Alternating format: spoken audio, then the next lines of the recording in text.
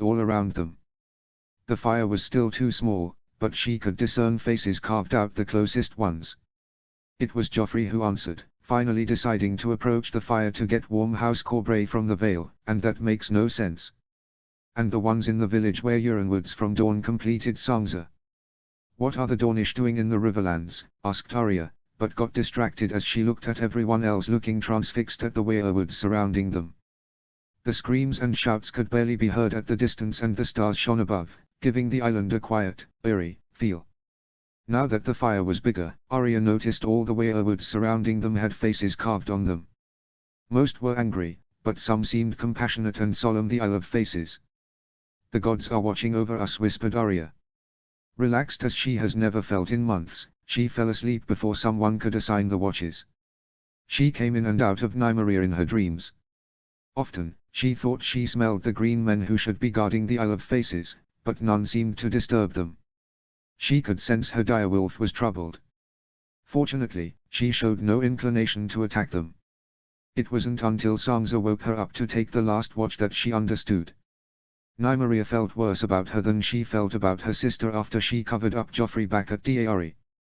Nymeria hated her, but not really, just like she felt about her sister before she reunited with her near Rosby. She tried to pet the sleeping direwolf, and this time she let her. Next to her, someone had tied up Joffrey to a weirwood, and the former king slept seemingly haunted by well-deserved nightmares. Robb was out there, fighting the Valyman and maybe the Dornish, she knew. She wondered what would he do if she handed him Joffrey's body instead of his living self. She rose with needle at hand, pondering that, when a twinkle in the lake pulled her attention. Dawn was already breaking, and two different rafts, each at a considerable distance of each other, were coming to the island. She quickly woke Elmar, but the pair let the others sleep a little bit longer. Elmar said Sansa had finished her watch not long ago. Joffrey could be a hindrance, and Arya wanted Nymeria as fresh as possible. It took a long time for rafts to approach shore, and the second one was still by the middle of the lake when the first one approached. Nymeria jumped when the raft hit the shore, and as soon as she did, Arya knew who was in the second one, Robb. The first raft, however, was closing on the island, with blazons Elmar confirmed as Euronwoods. Finally Arya woke Sansa with a scream, causing Joffrey to wake up as well, and Elmar and her trained their swords on the incoming knights. With Nymeria on her left, Arya felt no reason to hide. And, as the knights approached, she remembered Robb didn't try to loose arrows on them from the lake. They were strangers, but unlikely enemies. The leading lord landed and removed his helmet, revealing a handsome middle-aged face. Arya recognized his sigils at once: Prince Oberyn Martell of Dorne, the Red Viper. Sansa v. Elmar Free. Arya and Nymeria did their best to shield them from the newcomers, but all they managed was to make her Miss Lady. She looked into the lake and thought she could distinguish her brother, finally coming to rescue her. But she couldn't tell if it was him. If she had Lady, she may have been able to feel grey wind through her, as her wolf had done in her final days alive. 3 men had landed with the Red Viper. 2 were Ironborn, from houses Vormark and Harlaw, and the third bore the sigil of House Euronwood of Dorne. Whether they were mere household soldiers or lords, Sansa couldn't know. The Red Viper, however, was known all across Westeros. Long black hair, with barely a grey one here and there to show the pass of time. Dark, beautiful eyes, and a fine face capable of deceiving people into believing they were in front of a bard or a mummer from across the narrow sea instead of one of the most deathly men in the 7 kingdoms. Every woman's man, as they said in Dorne, and every man's man, as they whispered at his back in King's Landing. He was congratulating the knight, or just sailor perhaps, of House Vormark, as it was apparently his men who had given them away, and immediately commanded his men to bring Joffrey to him. The young free squire, however, courageously stood his ground, and Sansa held back a squeal when the Red Viper walked towards him. The squire didn't move, and her sister and Nymeria stood by him. Joffrey Baratheon is the ward of the king in the north, she heard him say. And he's coming, added Arya. The king in the north is in that raft, coming right here. Nymeria stood fiercely next to her, and Sansa feared she'd attack at any moment. The Red Viper seemed to think so as well, and stopped to look at Arya, who had her little sword aimed at him. Sansa quickly prayed for her sister's safety. She didn't even know at which gods, if those of her mother or the old ones surrounding them. Behind her, a high-pitched voice squeaked, "Robb Stark is a traitor. Sir Oberyn, untie me." I command it. Breaking the tension, Prince Oberyn erupted in a good, honest laugh, and Sansa felt tempted to join him. You haven't heard, Your Grace. My niece says Dawn doesn't listen to Lannister shit anymore. Still, yes, it might not do to anger the king in the north. Free, sheathe your sword. This is sacred ground after all. Free, however, looked at Arya, who shook her head, and kept his sword pointed at the Red Viper. Prince Martell simply gave a hard swing of his sword towards Elmar's sword and threw it aside. Free was unhurt, and the Red Viper walked away. Sir Oberyn, I command you to release me, cried Joffrey, almost causing her to shudder. You command none here, Baratheon. Nor anywhere else, spat the man from House Harlaw, to the Red Viper's amusement. The Harlaw made a move for his sword, but the Red Viper shook his head and he kept it in its scabbard. Ever the daredevil, Oberyn Martell approached Nymeria and made a move to pet her in the head, but the wolf growled defensively. He then turned to look at Arya, herself and the barge hopefully carrying her brother. Grey wind was already visible to the bare eye. A detail that wasn't lost on the Dornish prince. Sweet girl, maybe you can tell us why this is a sacred place before your king reaches shore, asked Oberyn Martell to Arya in a hard and strong tone, and then simply sat down in the grass, as if there was no direwolf threatening him. Arya needed to concentrate for a moment. She was never good at studying, except for the numbers, but the story of the Isle of Faces was also one of old Nan's stories and Arya loved those. Her sister bargained back, though only if you tell me what brings you and an Ironborn lord to the Riverlands. The laughter of Prince Oberyn filled the island and echoed through the Weirwoods again. All right child, you have a deal. You king offered to give me the murderer of my nephew if I came to look for him, and my not-so-sweet niece thought her husband's men would make a nice escort. A good idea, after all, as we were attacked by men of House Waynwood in the way. Now your tale. Sansa was a bit confused by the answer. When did Princess Arianne wed? And with who? Her questions were drowned by Arya's tale, and for a moment Sansa wanted to believe she was back at Winterfell, sitting in her father's lap while he told her stories, and they both tried to keep the fire in the hearth from warming them too much. It was during the Dawn Age. Back then, the children of the forest still ruled Westeros as they have been doing since an age lost to history. But the first men came across the arm of Dawn. They wanted Westeros for themselves, so the children fought them with dragonglass and magic. The first men attacked them with their bronze weapons, and the two races fought each other for centuries in the woods, in the plains and in the mountains. The children used their magic to destroy the arm of Dawn and to flood the neck, yet war raged on. The children failed to destroy the first men, and the first men failed to destroy the children. 10,000 years ago, the leaders of the children and the first men decided death had enough, and they met here, where we stand. They held council day and night, and the children carved the weirwoods around us so the gods would bear witness to the peace.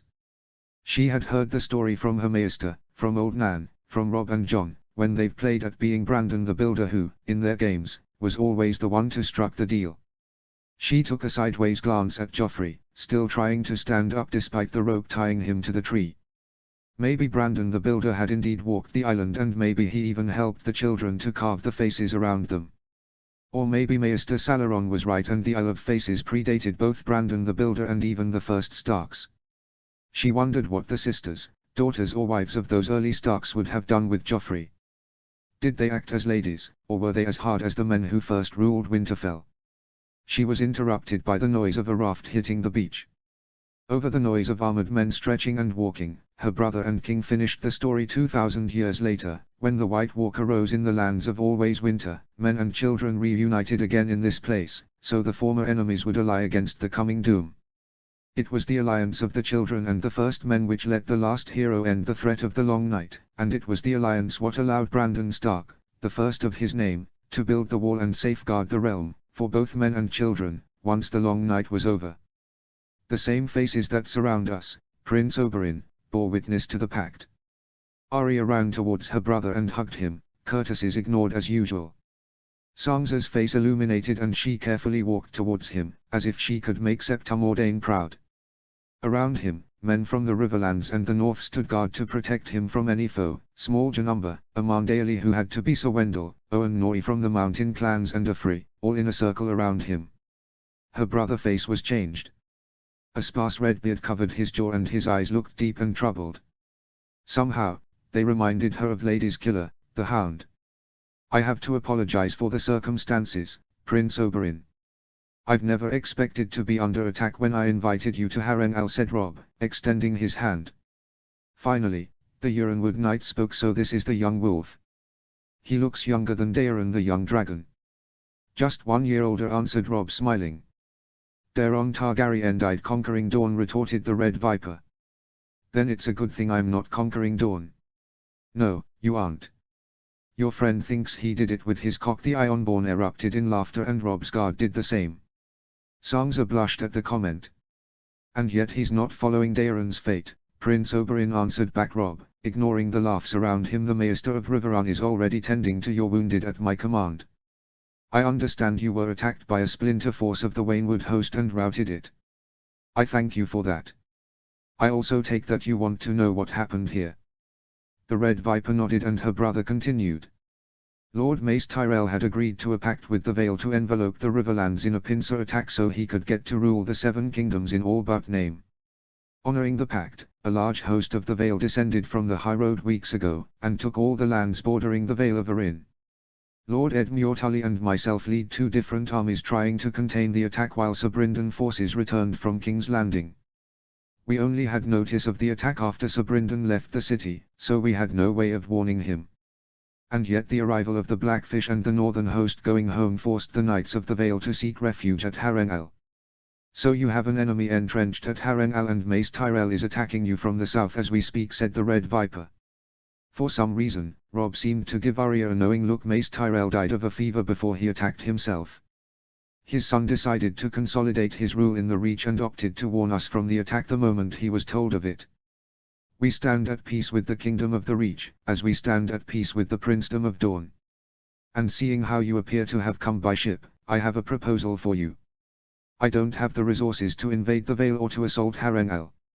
Lord Tully is beginning to besiege it, and I'm rushing there with reinforcements. If you put your men and Theon's ships to use, we can end this war the moment winter comes. But it's not Dawn's war. Why would we join? It appears you won't even be able to deliver the prize you've promised for my visit here. Prizes? Sansa wondered if there was at least a single knight in all of Westeros who upheld his vows. While she didn't understand what they were talking about, her brother seemed to know what he was talking about. And instead of being apologetic, he just stood firm. I will retake Harrenhal, Prince Oberyn. And if Amory Lorque is alive when I do, I will deliver him to Sunspear, personally if I have to. As for this war, I ask you to use your ships and men to take Heart's Home, the seat of House Corbray, currently held by a skeleton crew. I'll also lend survivors from the Battle of the Green Folk. Mountain men from the Vale who know the mountain passes better than anyone.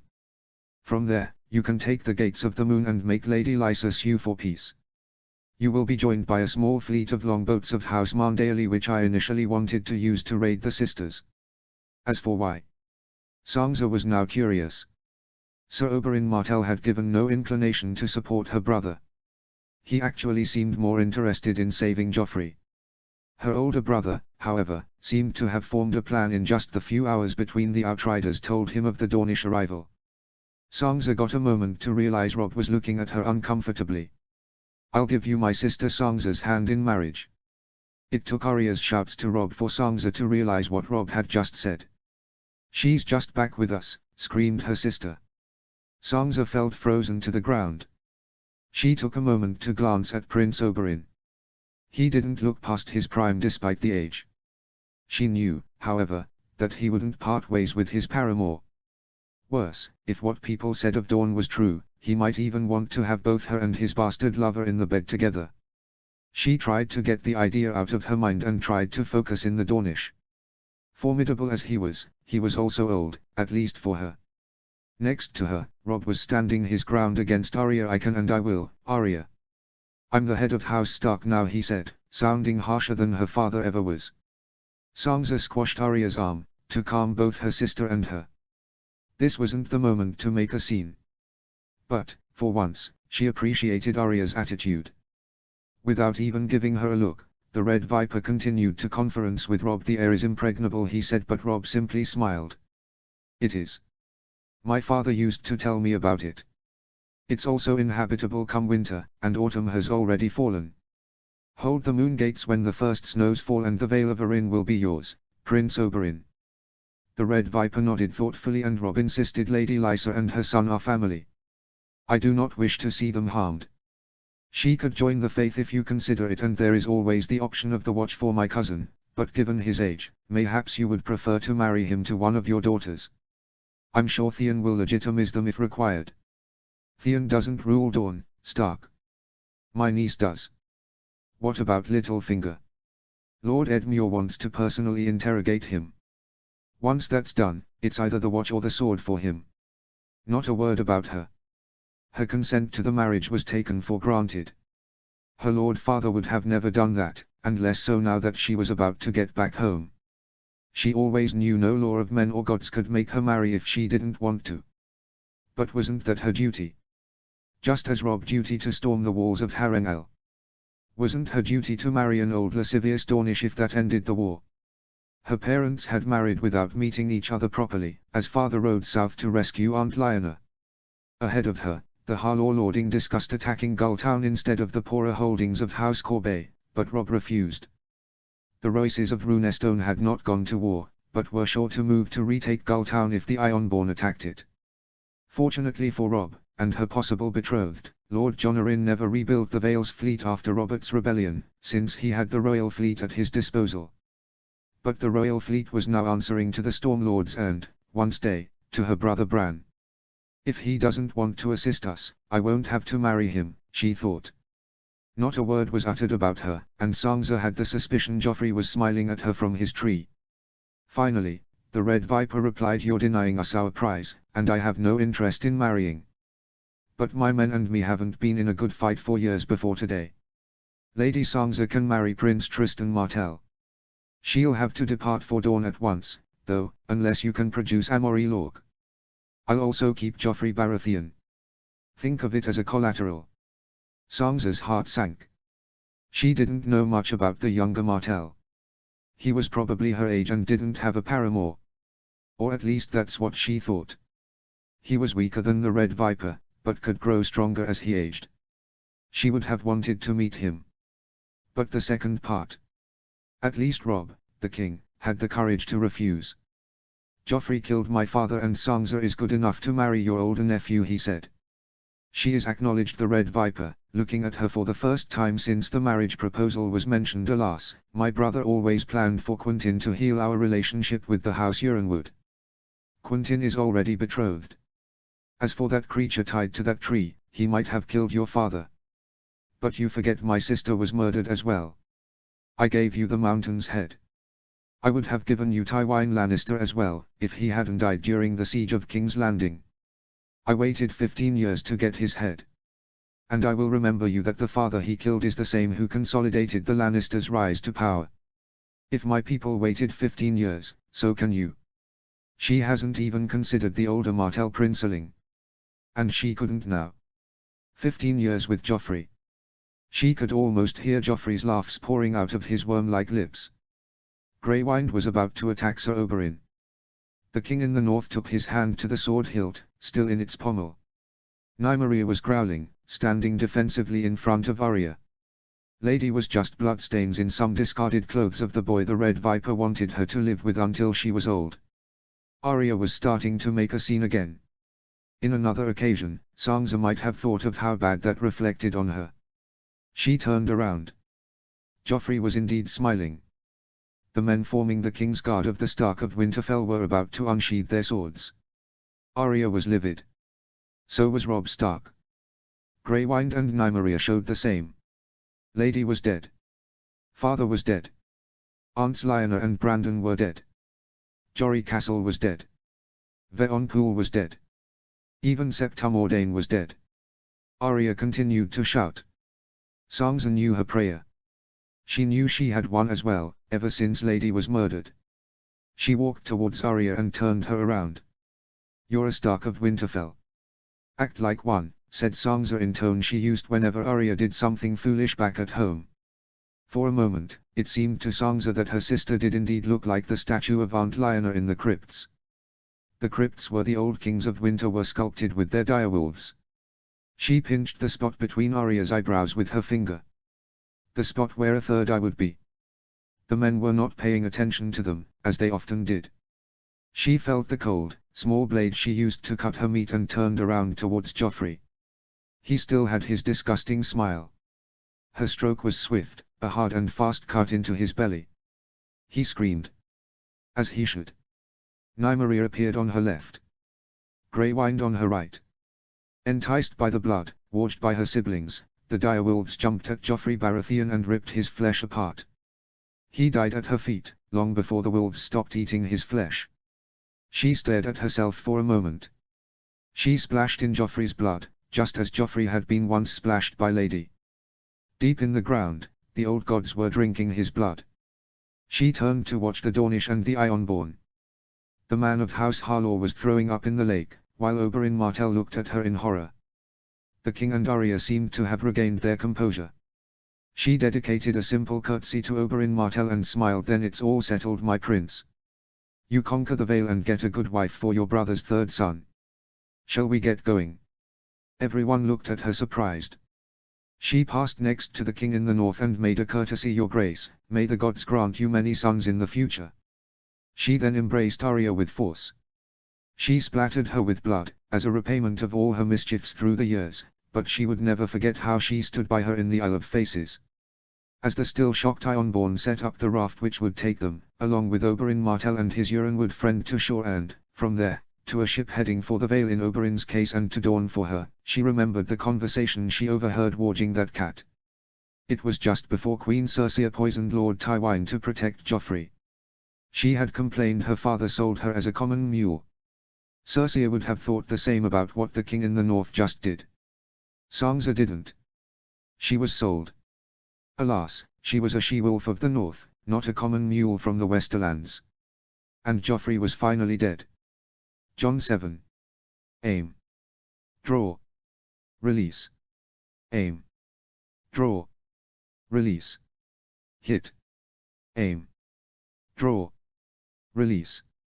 How many of them are out there? Shouted Jon as the sun rose in the fourth day of battle. Below, thousands upon thousands of wildlings amassed by the wall. The bravest, the foolish, or maybe just those who Mance Rayder didn't like, lay dead below. For 4 days straight the king beyond the wall spent his men attempting to breach the gate. And for 4 days straight less than 100 men have been repulsing them. Against them, Mance Rayder had set at least half of the fighting strength of the free folk. One more than arrows we have, that's how many they are, said the black brother next to him. Jon absently nodded.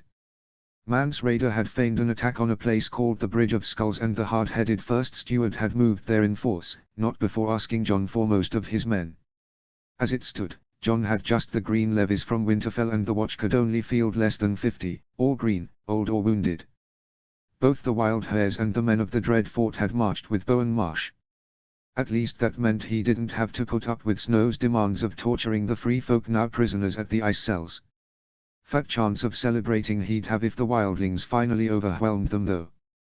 Below, he could hear the cage coming up for the change of shifts. I'm off to sleep.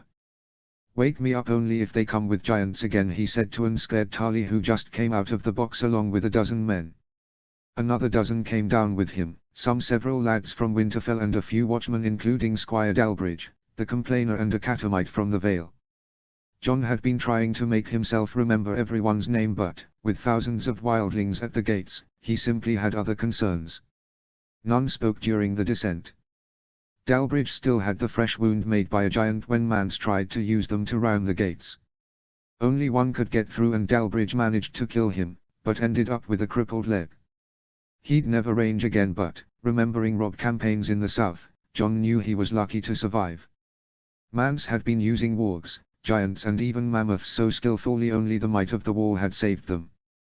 Too bad he wasn't fighting alongside us, thought Jon as he made his way towards the ice cells and Ghost. Ghost found him yawning and supporting himself in one of the icy walls near the cells. He thought he had just closed his eyes for a second, but he could still glimpse that accursed three-eyed raven next to him when he dozed off. Still yawning, he marched towards the ice cells. Whatever that dream was, it was the same Bran was having, and he needed answers which he'd only find beyond the wall. Or, just maybe, through people who lived beyond the wall. Trying to talk to the free folk men he had captured in the gift proved useless. They knew nothing, or so they said. The women were worse. Not only they outright refused to know anything about wargs or three-eyed crows. They also fully rejected his idea of sending them off to the car hold or to the last hearth, and insisted they wanted to fight. Fight. He finally said, so you can stab us in our back while Mance Raider keeps sending his people to die. Maybe. But we'll fight what's coming next as well, answered the red-haired one called Grit. White Walkers. There have been no news from Winterfell, or any other major keeps of the south. He didn't know when the war beyond the neck was ending and when the wall would be getting reinforcements. Mance is not coming through. Then we'll talk, he said. Are you going to slaughter all my people in front of your wall? Only because they want to live in greener lands, safe from the creatures lurking beyond. I hope they'll kill you very slowly when the dead rise again, Jon Stark. He was saved from having to answer that due the sound of a horn. What was that? Asked another of the spearwives. A single blast, Rangers returning, he answered, and left the ice cells suppressing a yawn. With some luck, Marsh had saved the Bridge of Skulls with few casualties and they'd had more men to defend Castle Black. The way up to the ground took him some time, and the look of the returning men was disheartening. They've taken serious losses and more often than not one man was carrying one or even two wounded men. Many would lose their limbs that day and many more have not returned. It was the Thans, said Benfred Tallheart, who sported a large cut across his face. When he met him in the Wormways we thought he have driven out the wildlings for good, and then the Thans came after us. Did you beat them? Asked Jon. The Thans were his best bet to get at least some of the free folk to the king's peace and safety. Of course, he still preferred them defeated at the Bridge of Skulls. Wouldn't be here if we haven't, answered back Tallheart, exhausted. Jon nodded and was about to decide if he'd go to Maester Aemon's chambers before finally getting some sleep when a scream called everyone's attention. Flint's barracks, said Tallheart. Go get some rest. I'll see what's going on, said Jon Ghost, with me. Still exhausted, Jon pushed himself to a run when the screaming continued. All around him, a mixture of men from the Watch, Winterfell, the Dread Fort and Wild Hares were congregating. If someone remained to man the wall against Mance, he didn't know. He had to use Ghost to make his way to the front of the crowd when he finally reached the source of the screams. The view was repulsing mostly everyone around. A one-armed, limping, Ramsay Snow was holding a blooded cleaver to keep people away. Beneath him, the former Catamite from the Vale laid mostly naked in the cold, sporting horrifying and very fresh injuries. Night's Watch archers were already training their bows against Ramsay and the surviving men of the Dread Fort were about to draw their own weapons. It was clear enough, Snow had flayed the Catamite to let go of his anger for losing an arm in the fight. Everyone, put their weapons down, commanded Jon. You don't give orders to the Watch, Stark, some of the Black brothers shouted back. No, but I give orders to the Northmen, by command of my brother, the king in the north. Lay down your weapons, he insisted, and the men of the Dread Fort complied, except for a deranged Ramsay Snow. That man has to die, screamed someone from the back, and all the Black brothers, as well as some Northmen, shouted back in agreement. Without answering them, Jon addressed Ramsay. Lay down your weapon, Snow, he commanded, but the bastard kept it up in defiance. Beneath him, Satin, that was the Catamite's name, Jon remembered, scurried away. With 2 consecutive swings of his sword, Jon cut away Ramsay's remaining hand. As the creature kneeled in pain, Jon looked around. He's not a Black brother to be slain by the Night's Watch. He tried to remember the name of the men around him, and finally pointed out at the complainer. Ed, fetch me a block. As the Black brother hurried to obey, he addressed the bleeding bastard next to him. Ramsay Snow, in the name of Robb of House Stark, the first of his name, I, Jon of House Stark, sentence you to death. Lysa, I. The nerve. The dare the man had, thought Lysa as she approached the chamber of the Gates of the Moon where the Red Viper awaited. Things were not going on as Petter had explained that fateful morning when he finally arrived to her. Far from it. Mace Tyrell had gotten sick and his boy was refusing to honor the terms his father had agreed with Petter. The boy's treachery was costing the Vale dearly, as it was now at war, all alone, against the combined forces of the Riverlands and the North. Lord Corbray, however, had proved his mettle and, after writing about victories against the armies of the so-called Young Wolf, He had seized the great fortress of Harrenhal, thus pinning down the armies of her nephew and her wretched sister. The Vale would endure, as she had. The Northerners would have to return to their own homes before autumn ended, as they did through all the wars between the Vale and the North in history. Then, she'd be alone against the Tullys' host and she'd be able to face Caitlin once and for all. The image of her older sister still caused her face to contort. To think her husband's bones were still warm when she had proposed marriage to Petter. Just like father, her sister wanted nothing but to take everything for her. She hadn't appreciated Petter when he was just a boy, unlike her. Now that he had grown, that he was a rich, influential man, now she wanted him. She wouldn't have him. She wouldn't. The very day her own sister tried to marry him, Petter told her, he decided it was time to abandon all pretense of serving the Lannisters. And so, he returned to his true love, her, not her wretched sister. He also confessed the plan he conceived with Mace Tyrell in case this young pretender of the North proved too troublesome, and Lysa couldn't wait to put it in actions. For weeks she spent her time reorganizing the Vale, nurturing her sweet son, openly loving Petter for once and imagining how she'd settle accounts with her sister and father once she finally had them in her power. It had not come to pass, not yet at least. Lord Corbray and Lady Waynwood had taken most of their men west, confident in the Vale's natural defences and the lack of a northern fleet. But less than a fortnight ago, Lord Corbray's lands were seized by a combined Dornish and Ironborn attack. The Gates of the Moon soon followed, but even the Red Viper of Dawn knew the air was impregnable. And so, he wanted to negotiate. And negotiate she would, and then she'd take the Gates of the Moon from the Waynwoods, whom she so generously rewarded. Unfortunately, the forces remaining in the air were too few to mount an attack. But ravens had already reached Runestone. The Royces might be hard as a rock and might sport northern sympathies, but they prized honor above all and would not abandon their liege. Yet for now, she had a Dornish prince to deal with. Her retinue was small. Just Petter, a pair of household guards and that bastard of Robert Baratheon to help them deal with the ascent and descent from the air. The Red Viper's delegation was even smaller. It was just him and some maids she recognized from serving Nesta Royce and later, Lady Waynwood. "Pleasantries dictate I offer you something to drink and eat before we start," said an unconvinced Oberyn Martell when they walked into the chamber. So far for courtesies, thought Lysa. Petter quickly seized some bread and salt, but she stood her ground. "You want to play courtesies by inviting us to my own food and wine." The Red Viper just grumped. "No, I don't intend to play courtesies, Lady Arryn. I'm here to discuss terms."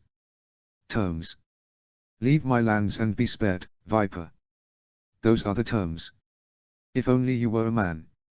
Listen, woman, snows will begin to fall. Sooner rather than later.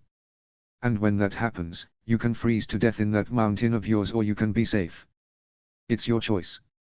Lysa, instead, just laughed. "You're telling me winter is coming? Have you spent too much time with that nephew of mine? Tell me, sir, how many men have you brought to invade my lands? What are they going to do when Lord Lionel Corbray returns from Harrenhal and the Royces of Runestone come knocking at my door? You won't be here by winter, sir. Or do you think you're the only one who can storm the Gates of the Moon? My lady, the Gates of the Moon had only a skeleton crew when I took it. Bronze Yone will have to deal with a fully garrisoned fortress. He won't be able to take it, and if he besieges it, then we win. As for Lord Corbray, let him break out of Harrenhal. The Northerners will fall upon him the moment he exposes his face out of there. They even tell me your brother is looking to prove himself as the new Lord of the Riverlands. What better opportunity than to smash the Knights of the Vale in battle, now that the Lannisters are done? My brother. Little Ed Muir. Lord Ed Muir. Lord Hoster is dead, didn't you know? No, I didn't, thought Lysa.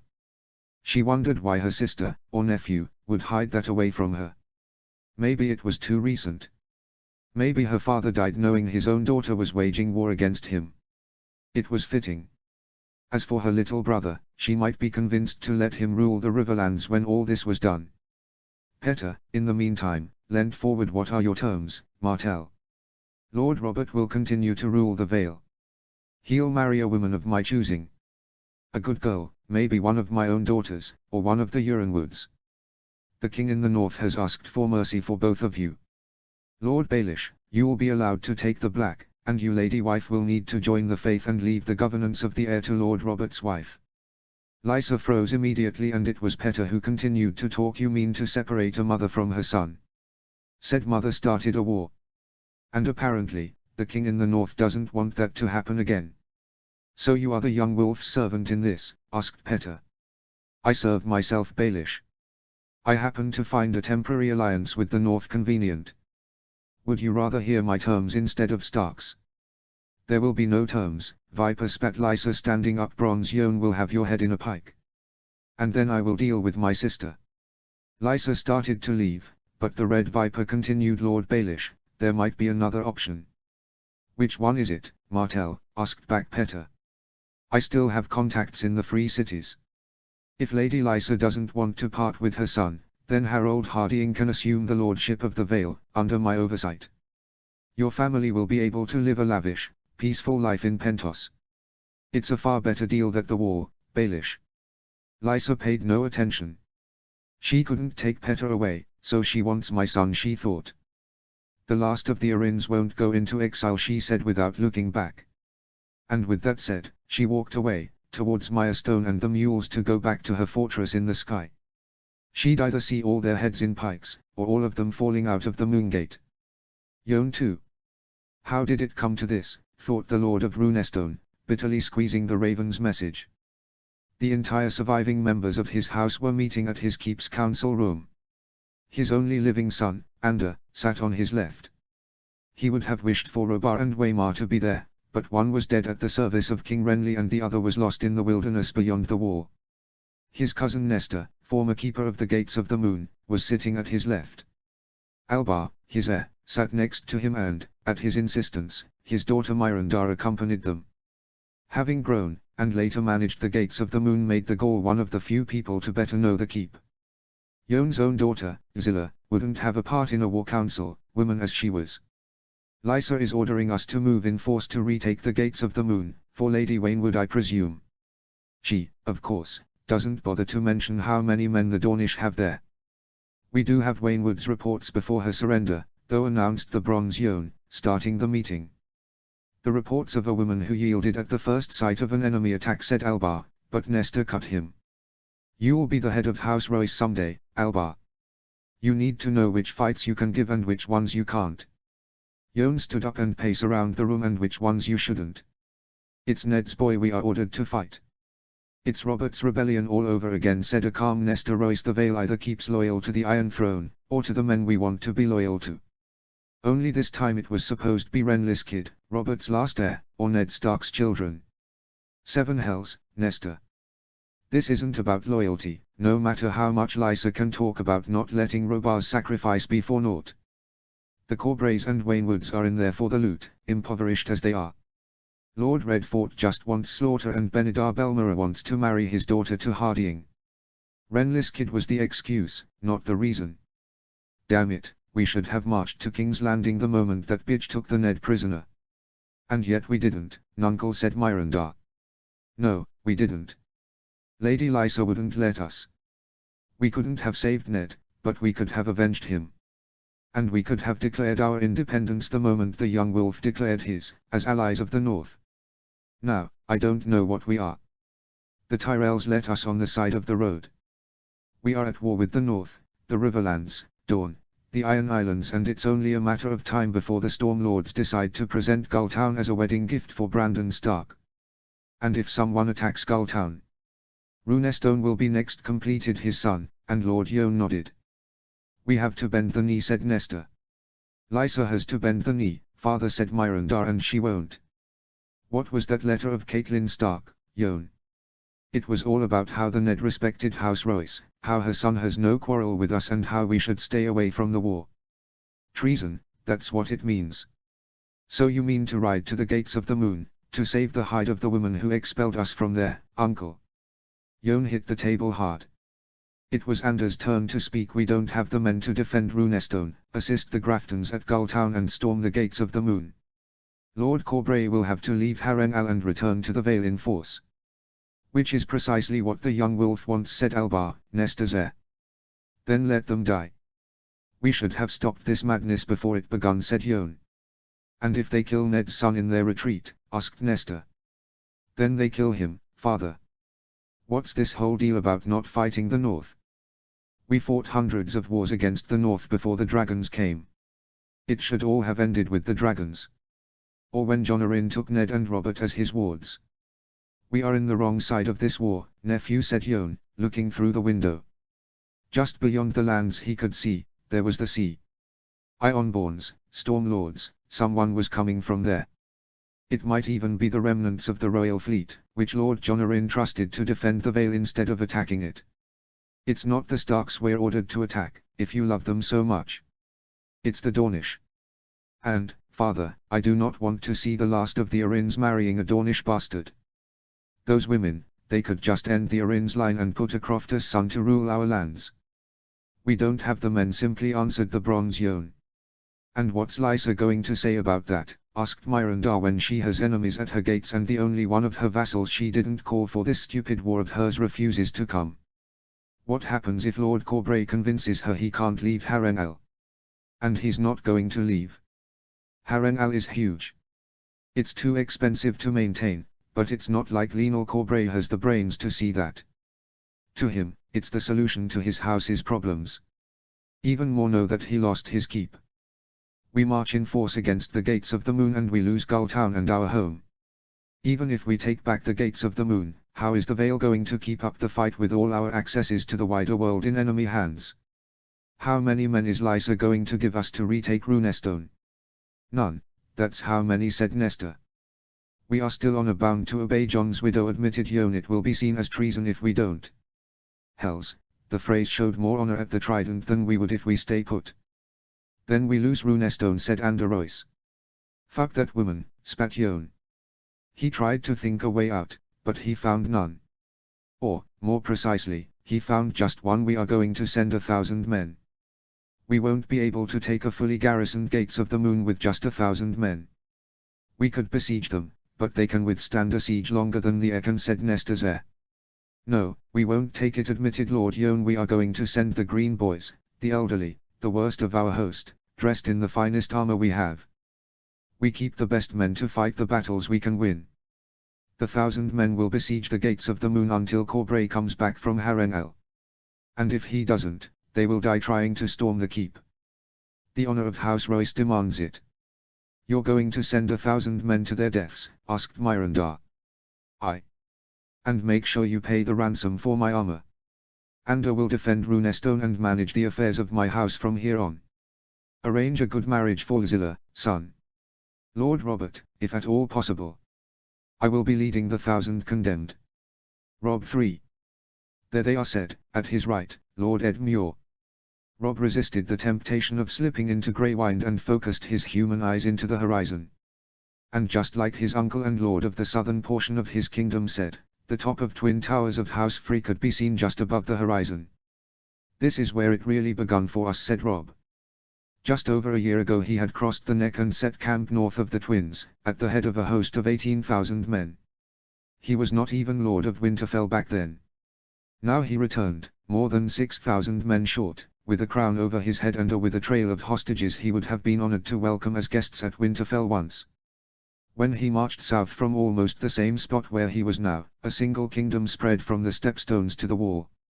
Now, barely a year afterwards and in the wake of the Northern March, 6 kingdoms populated the land.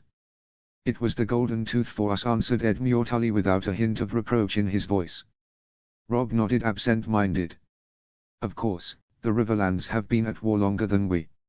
Should I come to their aid the moment Tywin Lannister called his banners? Would father be alive if I had, he wondered. He had not been able to save them all.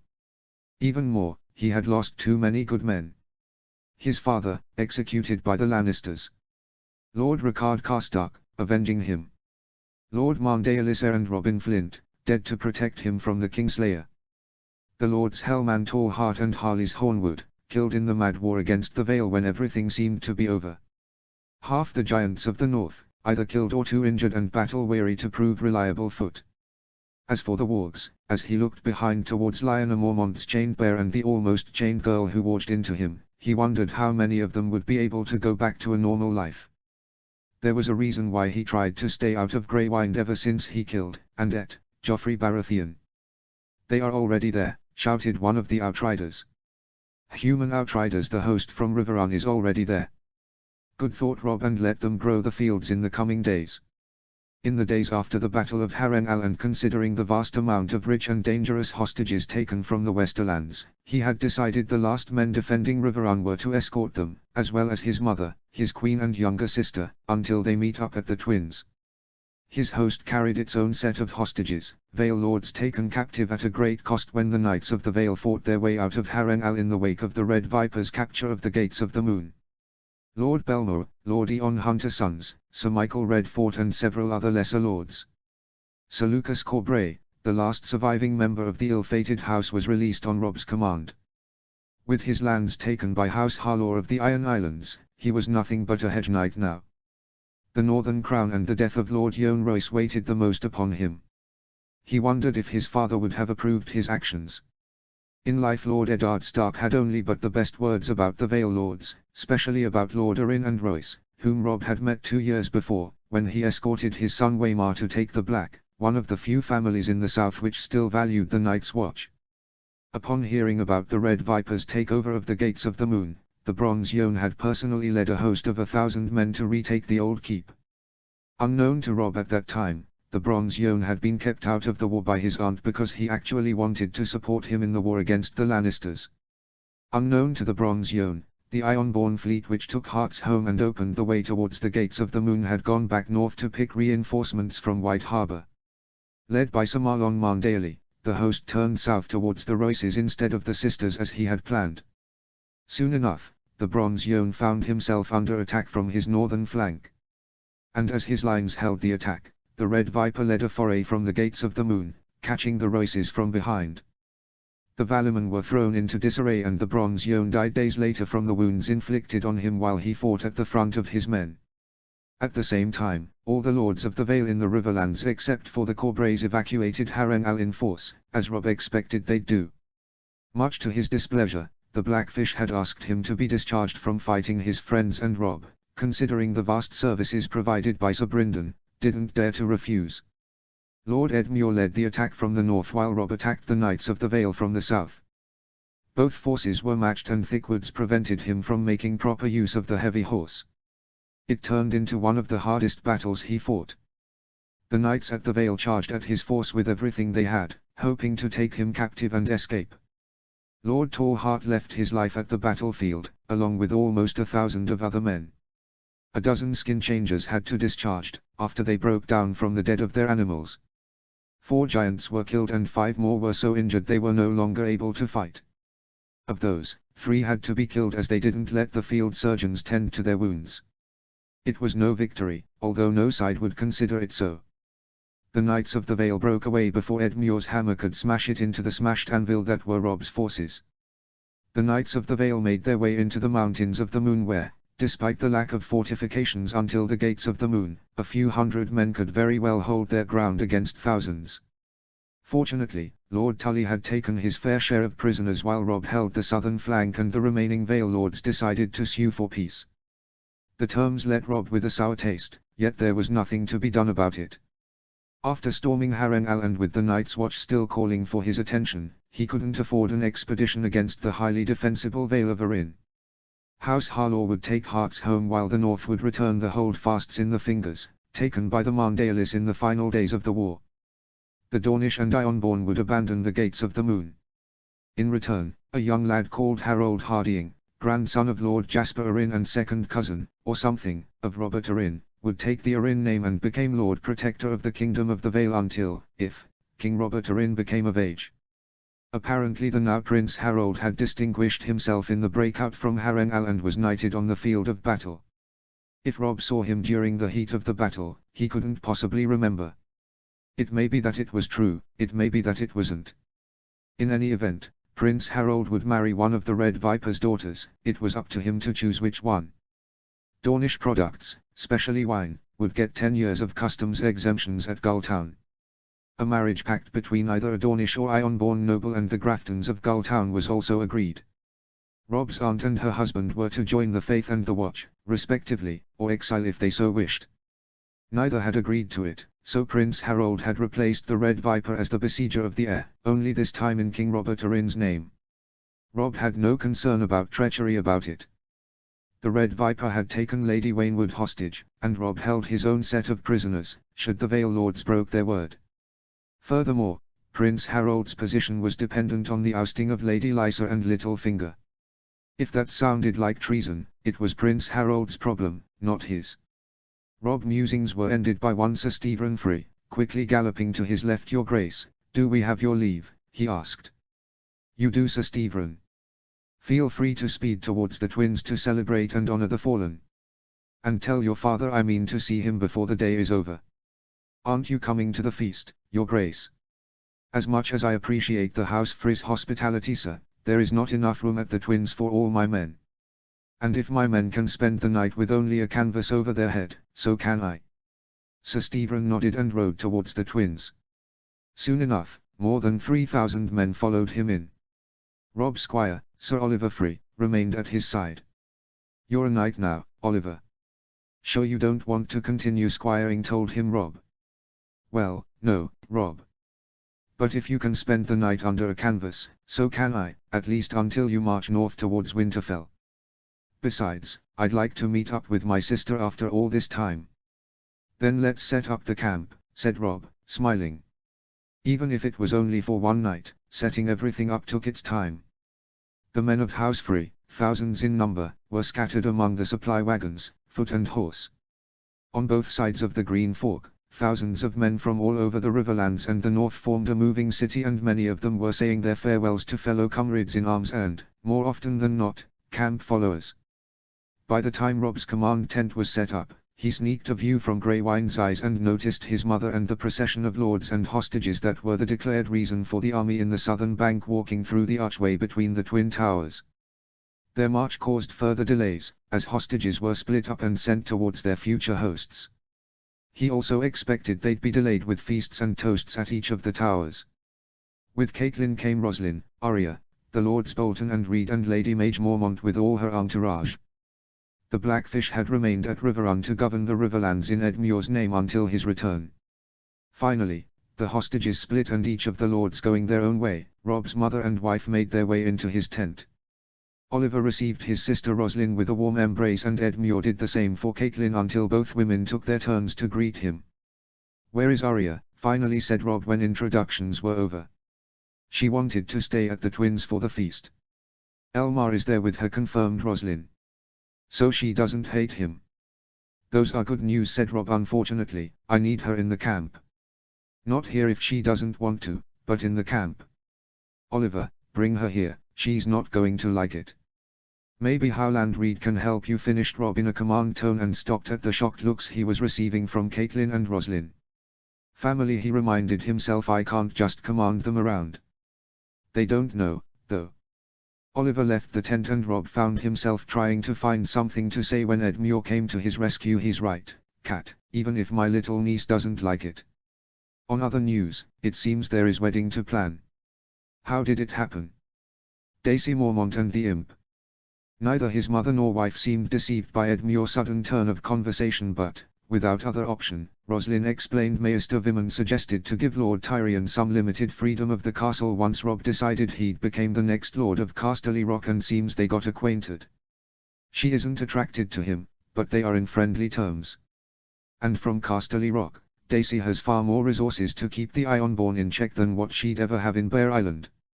In a sense, she's protecting her lands," completed Catelyn. "And, talking about marriages, how are you proposing Lord Bolton to marry a lowborn wilderling skin changer?" "Son, House Bolton is as old and proud as House Stark. And yet, he's willing to accept," said Rob. "If the dowry is big enough." "It will be. As for why, because of services rendered in war. We arrange rewards for lowborn men who distinguish themselves in battle, marriages included sometimes. The same applies here. Besides, she's also one of the few people able to make Lord Bolton's skin crawl," said Rob. "That, and because a quiet land and a quiet people is the best way to avoid indiscretions. That should be quite an accomplishment. It seems we're going all the way to Winterfell only to go back south again." I think Bran should stop for the imp's wedding on his way to Storm's End, said Catelyn, casually sipping some wine from there. I want to continue south to Sunspear to say farewell to my daughter and prepare her for what is to come. That last part was in a not veiled at all accusing tone. And then I will go to the heir to have a chat with my sister. Robb could see Edmure's face, preparing for the gathering storm. Fortunately, Oliver Free chose that moment to enter into the tent. Robb, Your Grace, Lord Reed took Arya and Elmar out of the twins. He's telling them a story, or two. Good. And your father? Asked Robb. He says he'd be happy to receive you at the twins, but feels he's too old to be forced to walk all the way down and then up to the twins back again. Your Grace. Edmure raised an eyebrow at that. And how am I supposed to expect him to rule his lands for me if he can't even get out of his own keep, let alone travel through them? Sir Oliver, your father's liege lord commands him to leave the twins and come to this tent, he said, to Oliver and Roslyn's aggravated looks. Oliver Free, however, nodded and marched back to the twins. Edmure finally helped himself some food and turned to Catelyn. I'm going to the heir as soon as our business here is completed, sister. If Lysa chooses the faith over exile, I'll intercede to the High Septon to have her serving at Riverrun, at least for a while. Catelyn looked confused at Edmure's explanation and Robb knew it was his turn to continue. First Jon, then Sansa and Arya, now Mother. And for all I know, Bran and Roslyn too, he thought. Mother, I need you to remain in Winterfell. What? I'm not stopping at Winterfell. I'll gather 100 men from each northern house and I'll continue north to the Wall. Your suggestion about Bran going to Tyrion's wedding is a sound one, and Roslyn and Arya should go as well. But you can't. What do you mean I can't? Bran and Sansa are my children. Your siblings, and you sent them away. It's their duty to get married for the betterment of the North.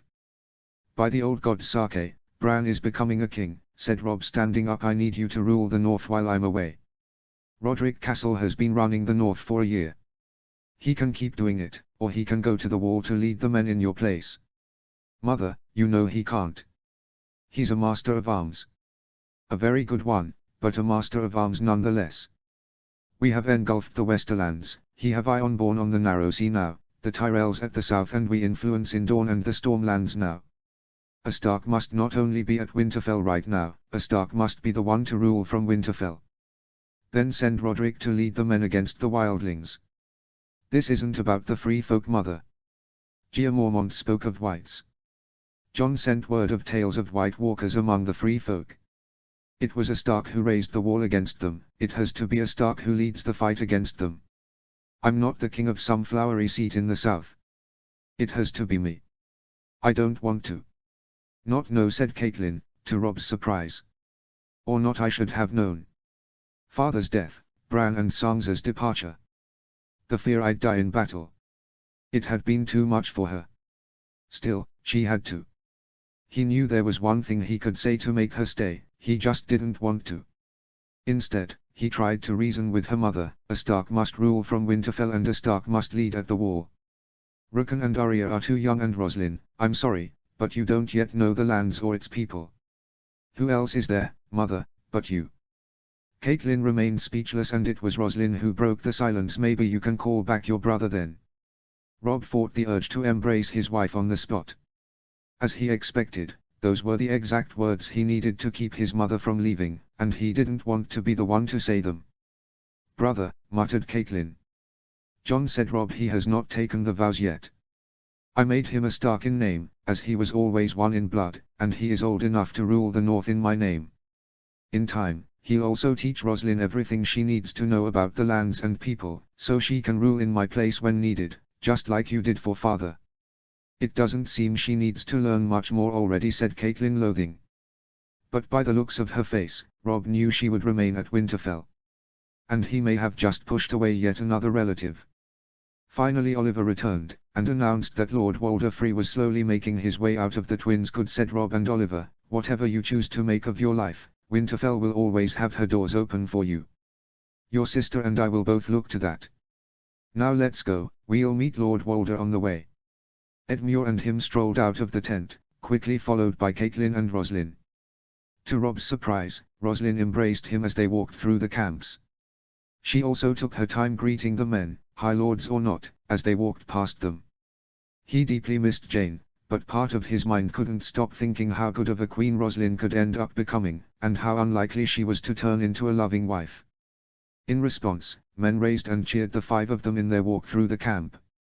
He could already spot Lord Free walking with a cane and helped by his son and heir, Sir Stephen Free, on his way.